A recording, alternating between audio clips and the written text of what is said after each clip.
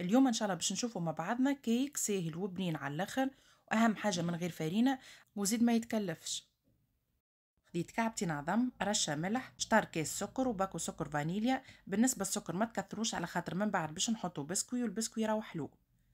ركبتهم بالباهي ومن بعد باش نزيد شطار كاس زيت، شطار كاس حليب، زوز كيسين بسكوي سايده بعد ما رحيتهم، ربع كاس كاكاو مر، وزدت عليهم مغرفه خميره جاتو ما يقارب 8 جرامات. خلطهم بالباهي ومن بعد حطيتهم في مول دهنته بالزبده ودخلتهم للفور، وطيبته على درجه 175 لمده 35 دقيقه.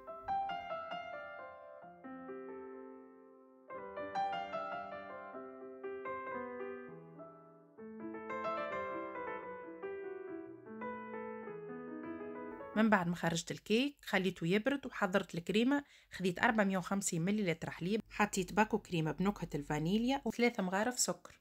وتنجموا تعوضوا كريمة الفانيليا بأي نكهة أخرى.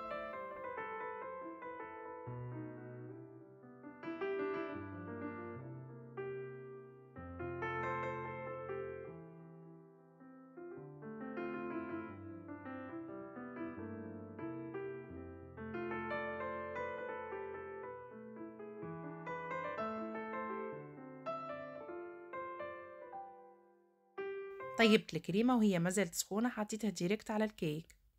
وبما أنه وقت فريز تو زينته زادا بشوية فريز من الفوق ومعاه مورقات نعناع.